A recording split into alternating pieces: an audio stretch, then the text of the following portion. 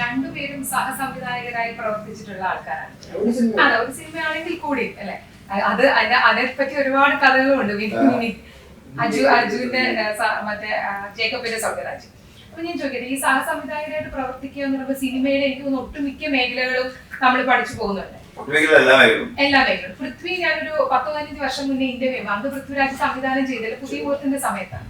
അപ്പൊ ആ സമയത്ത് പൃഥ്വി പറയുണ്ടായി, ഞാനിങ്ങനെ സെറ്റിലേക്ക് ചെന്ന് ആ ക്യാമറ ഏതാണ് അല്ലെങ്കിൽ ഇങ്ങനത്തെ കാര്യങ്ങളൊക്കെ ചോദിക്കുമ്പോൾ ഒരുപാട് ഇങ്ങനെ ഇറിറ്റേറ്റഡ് ആവുന്നുണ്ട് സംവിധായകരും ക്യാമറമാന്മാരും. അപ്പൊ ഈ സഹസംവിധായകരായി പ്രത്യേകിച്ച് ഷൈനാണ് കൂടുതൽ അല്ലെ ആ ഒരു മേഖലയിൽ പരിചയം. അങ്ങനെയുള്ള നിങ്ങൾ ഈ അഭിനയിക്കാൻ മുന്നിൽ ഇതിന് എന്തെങ്കിലുമൊക്കെ സജഷൻസ് പറയണമെന്ന് തോന്നാറുണ്ട്, അല്ലെങ്കിൽ പറയാറുണ്ടോ? ടെക്നിക്കലി പറയാറില്ല. കാരണം ടെക്നിക്കലി അറിഞ്ഞിരിക്കേണ്ട ആവശ്യം ഒരു ആക്ടർ എന്ന രീതിയിലും ഡയറക്ടർ എന്ന രീതിയിലും അധികം വേണ്ട. കാരണം ക്യാമറ ഒരാഴ്ചയിൽ മാറിക്കൊണ്ടിരിക്കും. ഇതൊക്കെ പഠിക്കാൻ പോയി കഴിഞ്ഞാൽ ശരിയാവില്ല. ടെക്നിക് അത് നമ്മൾ ഇൻഡസ്ട്രിയിൽ ഉണ്ടെങ്കിൽ അത് നമുക്ക് അതിനാണ് നമ്മൾ നല്ല ക്യാമറ ഇരിക്കുന്നത് അറിയാവുന്നത് അല്ലേ. നമുക്ക് വേണ്ടത് അറിയേണ്ടത് എന്താണ്, കഥയും കഥാപാത്രങ്ങളെയാണ്. അത് അറിഞ്ഞു കഴിഞ്ഞാൽ പിന്നെ മറ്റത് ഗ്രാജുവലി നമുക്ക് അറിയാൻ പറ്റുന്നതാണ്. ഷോട്ടിനെ കുറിച്ചോ അതിന്റെ ആംഗിളിനെ കുറിച്ചോ അല്ലെങ്കിൽ അത് എടുക്കേണ്ട രീതിയെ കുറിച്ചൊന്നും ആക്ടേഴ്സ് അറിയേണ്ട കാര്യമില്ല. ആക്ച്വലി അവരറിയേണ്ടത് ഇതിന്റെ ടെക്നിക് എങ്ങനെയാണെന്നുള്ളതും അറിഞ്ഞിരുന്നാൽ നല്ലതാണ്. അതും അറിയണമെന്നില്ല. അത് അവനെ കൊണ്ട് ചെയ്യിപ്പിക്കാൻ അവിടെ ഡയറക്ടർ ഉണ്ട് അല്ലേ. അറിഞ്ഞതുകൊണ്ട് അത് കുറച്ച് ഗുണമുണ്ട്. പക്ഷെ അത് നിർബന്ധമില്ല അറിയണം. കൃത്യമായിട്ടുള്ള ബോധ്യമുള്ള അതുകൊണ്ടാണ് കൂടുതലും ഡയറക്ട് ചെയ്യുന്നത്. അങ്ങനെ മതി. അപ്പൊ അങ്ങനെയാണെങ്കിൽ ഞാൻ ചോദിക്കട്ടെ, ഷൈനോട് ചോദിച്ചാൽ ഷൈൻ ഒരു നല്ല ഭക്ഷണം ആസ്വദിക്കാൻ ഒരു തവണ ചോദിക്കുന്നവരാണ്. നല്ലതാണ് കുക്കിംഗ് അറിയാമെങ്കിൽ. അതുപോലെ അതിന്റെ ഡിസ്അഡ്വാൻറ്റേജ് ഉണ്ടായിരിക്കും. അതെ അതെ. കാരണം ഇപ്പൊ ഷൈനോട് ചോദിക്കുകയാണെങ്കിൽ അപ്പൊ ഇത്രയും സിനിമകൾ സഹസംവിധായകനായി പ്രവർത്തിച്ച ഒരാൾ നടനായിട്ട് മാറുകയാണ്. അപ്പം എന്തെങ്കിലും ഷൈൻ ടോം ചാക്കോ ഒരു സിനിമ സംവിധാനം ചെയ്തിപ്പോഴും ഉള്ളിലുണ്ടോ? സിനിമ തന്നെ അതൊരു ഭാഗ്യാണല്ലേ? ഭാഗ്യമല്ല ആക്ച്വലി. കാരണം നടനാവാൻ വേണ്ടി നമ്മൾ വീട്ടിൽ നിന്ന് ഇറങ്ങി ആരെങ്കിലും നമുക്ക് ഇവിടെ ക്യാരക്ടർ എടുത്തിട്ടുണ്ടോ?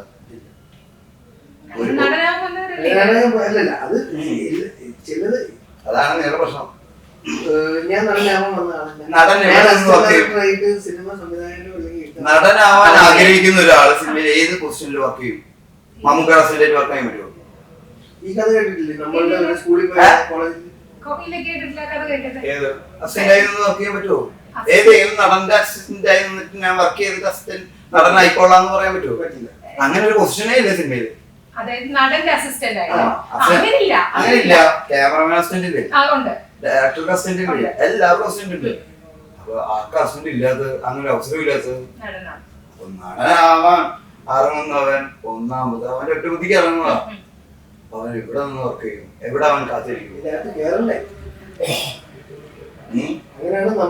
അപ്പൊ അവിടെ ഉള്ള ചാൻസസ് അത് വേറെ ഏതെങ്കിലും മേഖലയിൽ വർക്ക് ചെയ്യുക എന്നുള്ളതാണ്.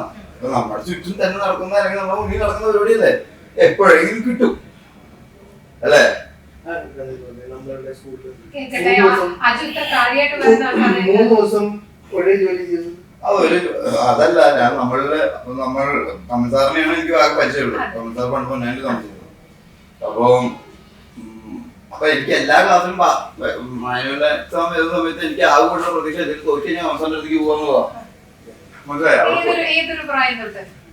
ഞാൻ സിനിമ കണ്ടിട്ട് സിനിമയിൽ അഭിനയിക്കാം അതൊരു ആഗ്രഹമായിട്ട് വരുന്ന കാലം മുതലേ, അതൊരു 5ാം ക്ലാസ്സിലോ അതിന് മുന്നേ ഒക്കെ സംഭവിച്ചിട്ടിരിക്കാം.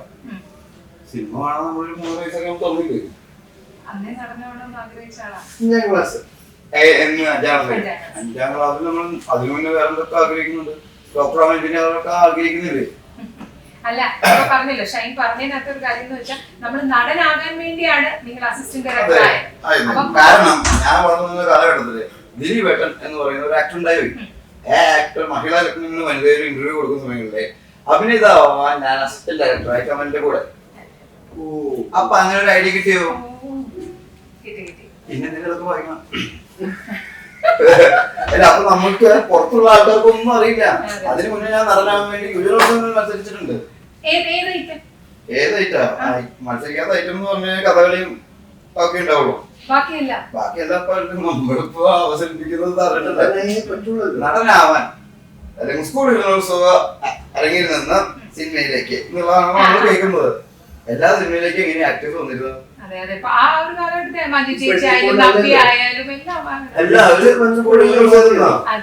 സ്കൂളിൽ 10ാം ക്ലാസ് ആകുമ്പോഴേക്കും നമുക്ക് മനസ്സിലായി നമ്മുടെ സംസ്ഥാനത്തെത്തിയില്ല.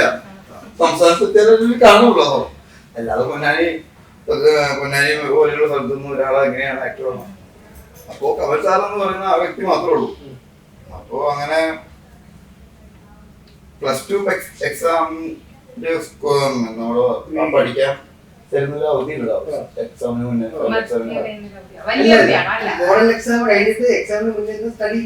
സ്റ്റഡി ലീവ് അല്ലെങ്കിലും പറയൂ, വേറൊരു പേര് പറയും. ആനുവൽ എക്സാമിന് മുന്നേ നമുക്ക് പഠിക്കാൻ തരുന്ന ഒരു സമയം. സ്റ്റഡി ലീവ് അല്ല, അത് വേറെ പേര്. അപ്പൊ ആ സമയത്ത് മമ്മി എന്റെ അടുത്ത് പറഞ്ഞു, ഏതായാലും നീ ഇത് കഴിഞ്ഞാ നമ്മൾ എന്തെങ്കിലും തീരുമാനിക്കണല്ലോ. +2 വരെ പഠിക്കുന്നത് എന്തിനാ നമ്മൾ ഡിഗ്രിക്ക് പോകണം?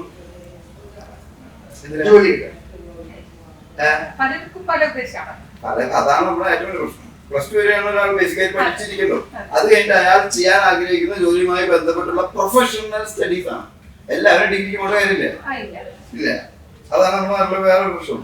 അതിനുള്ളിൽ ആ വ്യക്തി തീരുമാനിക്കണം അവൻ എന്തിനോടാണ് താല്പര്യം, എന്തിനോടാണ് താല്പര്യമില്ലാത്തത്. അല്ലെങ്കിൽ എല്ലാവരും IT പഠിക്കാൻ പോയി, എല്ലാവരും എഞ്ചിനീയർ പോയി 40 സീറ്റുള്ള അല്ലെങ്കിൽ 40 സീറ്റ് മാത്രമുള്ള ജോലിക്ക് 4000 വർഷം പിള്ളേരെയാണ് ഇവിടെ എഞ്ചിനീയറിംഗ് പഠിക്കുന്നത് അല്ലേ? എന്തിനാ? അല്ല, എന്നാലും ചോദ്യങ്ങളൊക്കെ നമ്മളോടൊക്കെ ആയിരിക്കും അധികം ചോദിക്കണം. എന്തിനാ എങ്ങനെ പഠിക്കണം, കറക്റ്റിനെ കുറിച്ചിട്ട് ഇതൊന്നും അവരോട് ചോദിക്കണം. മനസ്സിലായിട്ടില്ലല്ലോ. അപ്പോ അങ്ങനെ അതന്നെ പറയാൻ പറ്റില്ല എക്സാക്ട്ലി ക്ലൈമാക്സ് പറഞ്ഞു. അങ്ങനെ സാറിന്റെ അടുത്ത് പോയി നീ ചോദിച്ചു എന്തെങ്കിലും ജോലി കിട്ടുമോ, പടത്തില് വർക്ക് ചെയ്യാൻ അഭിനയിക്കാന്നല്ല, എന്തെങ്കിലും സാറ് വിചാരിച്ച ജോലി കിട്ടുമോ? കാരണം നീ പഠിച്ച് അല്ലെങ്കിൽ എന്തെങ്കിലും ജോലി ചെയ്യണ കാര്യം അമ്മയ്ക്ക് ആലോചിച്ചിട്ട് കിട്ടുന്നില്ല. മനസ്സിലായ? എനിക്കും അത് ഏകദേശം ഉറപ്പായിരുന്നു. കാരണം നമുക്ക് താല്പര്യമില്ല പുറത്തു പോകുന്ന ജോലികൾക്കും. ഇതാണ് അതിന്റെ ഉള്ളിലുള്ള പരിപാടികളും. ഇങ്ങനെ അമ്മയ്ക്ക് അച്ഛനും മനസ്സിലാവുള്ളൂ ഒരു കുട്ടിയെ പറ്റി. അങ്ങനെ അവസാനം കാണാനായിട്ട് വീട്ടിലെത്തി പറഞ്ഞു ഇവിടെ ലൊക്കേഷനിലാണ്. അങ്ങനെ ഞാൻ എറണാകുളത്തേക്ക് വേണ്ടി ഇവിടെ ഗോകുലം പാർക്കില് ഷൂട്ട് നടക്കുകയാണ് പറഞ്ഞത്. ഇവിടെ പറയുമ്പോൾ അന്ന് ഗോകുലം പാർക്ക് മാത്രമുള്ള കല്ലൂര്.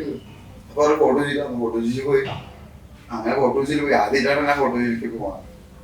അന്ന് ബസ്സിലാണ് ട്രാവൽ ചെയ്യാൻ. അങ്ങനെ ഫോട്ടോ ചെന്നപ്പോ ഇവിടെ ഷിഫ്റ്റ് ചെയ്ത് അപ്പുറത്തേക്ക് പോയല്ലോ. വീണ്ടും ഗോകുലം. അങ്ങനെ ഞാൻ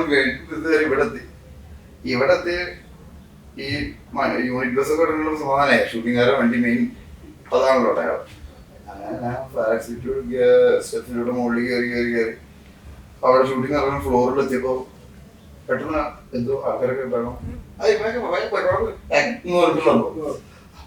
നമുക്കൊന്നും മനസ്സിലാവില്ല. മനസ്സാരൊക്കെ നടന്നു വരുന്നുണ്ട്.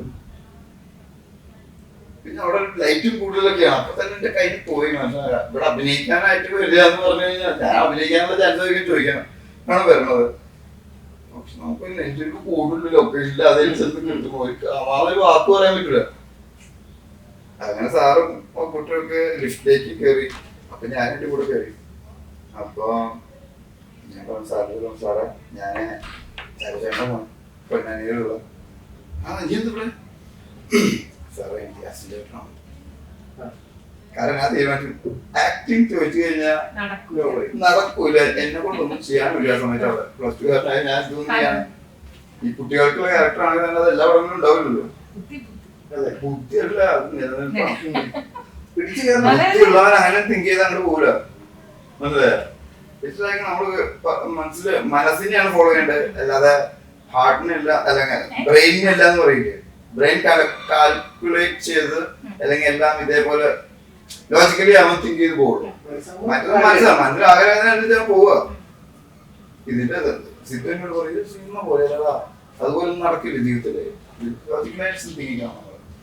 ഒരു പടത്തിൽ അഭിനയിക്കണം, അതിൽ നടനാവണം, പിന്നെ ആക്ടർ ആവണം, അതിൽ മെയിൻ ആക്ടർ ആവണം എന്നൊക്കെ പറയുന്നത് സ്വപ്നം പോലത്തെ പരിപാടി. ആക്ച്വലി ആക്ടറിന്റെ സംബന്ധിച്ചത് അതുകൊണ്ടാണ് ആക്ടേഴ്സ് എപ്പോഴും അവതരിക്കപ്പെടുകയും കാര്യമാക്കപ്പെടുകയും ചെയ്യുന്നത് എവിടെയും. അതുകൊണ്ട് തന്നെയാണ് ആ ഒരു ഫസ്റ്റ് ടൈം ഞാൻ വർക്ക് ചെയ്തുകൊണ്ട് എനിക്കറിയാം ഒരു ആക്ടർ ആയിട്ട് ചാൻസ് വെച്ച് വരുന്നതാണ് പൂച്ച.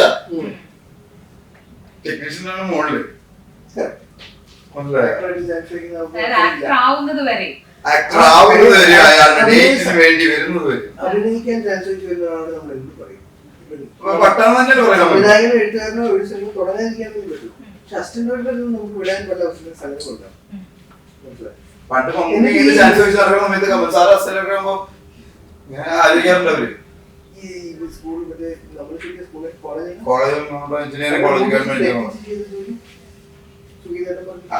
ഫസ്റ്റ് ദിവസം ഞാൻ വരുന്നു ജോയിൻ ചെയ്തു. സാറ് ചെറിയ പ്രായോ ചെറിയ പറഞ്ഞു 18 വയസ്സ് കഴിഞ്ഞാൽ നമുക്ക് ഇവിടെ വോട്ടവകാശം ഉണ്ട്, എല്ലാ ലൈസൻസും കിട്ടും, കല്യാണം കഴിക്കാം അല്ലേ. ഇത് അതിനേക്കാൾ ചെറിയ പോലെയല്ലേ സാർവൽക്കരിക്കുമ്പോ. അപ്പൊ നമ്മള് ലൊക്കേഷനില്ല. സാറ് അപ്പൊ വന്ന് പറഞ്ഞാൽ നീ അടുത്ത പടം ഷൂട്ടിംഗ് തുടങ്ങുമ്പോ വരാം.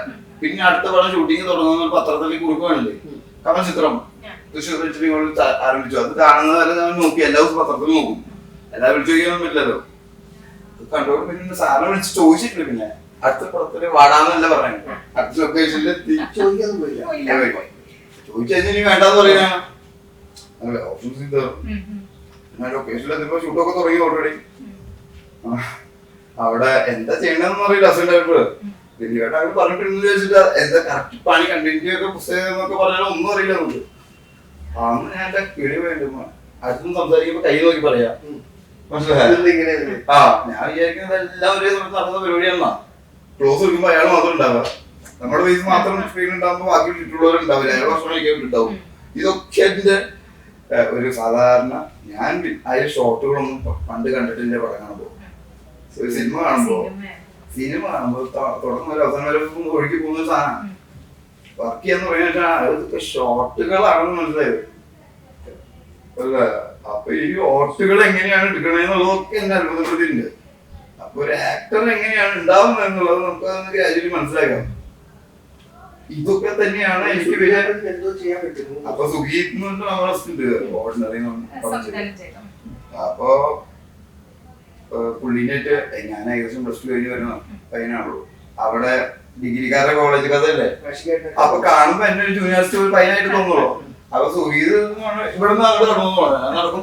അങ്ങനെ 2 ദിവസം ഞാൻ അങ്ങോട്ട് കിടക്കുക ഇങ്ങോട്ട് കിടക്കുക ഇങ്ങോട്ട് കിടക്കുക. ഞാൻ ജസ്റ്റ് പരിപാടി ഇതായില്ല.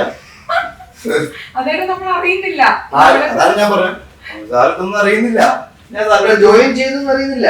സാറ് എന്തിനാ അറിയിക്കണം, അടുത്ത പടത്തിൽ വരാനല്ലേ പറയണം. ഇത്ര വലിയ ആൾക്കാർ വരാൻ പറഞ്ഞ നമുക്ക് സംശയിക്കേണ്ട കാര്യമല്ലോ. പിന്നെ നമ്മൾ വേറെ ചോദിക്കണ്ടോ. പിന്നെ ഞാൻ ലൊക്കേഷനിൽ വന്ന് ഈ പരിപാടികളൊക്കെ ചെയ്യുമ്പോ ആരും തടുന്നില്ല. അതെ, മനസ്സിലായ? അവര് വിചാരിക്കുന്ന പൈസ കൊടുക്കുന്ന ജൂനിയർ കമൽ സാറിന് അസിസ്റ്റന്റ് പറഞ്ഞപ്പോ ഞാൻ ചെന്നിട്ടുണ്ടാവും കൂട്ടത്തില്. എന്നോട് മാറിക്കാൻ പറയില്ല, കാരണം ലൊക്കേഷനില്ല, എല്ലാവരും വന്നിട്ടില്ലേ. തിരിച്ചറിഞ്ഞപ്പോ ഞാൻ പറഞ്ഞു സുഖേട്ടാ ഇതൊക്കെ അസിസ്റ്റന്റ് നീയാണ് അസിസ്റ്റന്റ് നീയാണല്ലോ അസിസ്റ്റന്റ് നീ അങ്ങോട്ട് പറഞ്ഞല്ലോ ചേട്ടൻ പറയാൻ നടക്കണത്. 3 ദിവസം കാരണം ഇത് ഡയറക്ടർ എടുത്ത് എത്തുമ്പോഴേക്കും സമയം എടുക്കും, 3 ദിവസമൊക്കെ എടുക്കുവേ.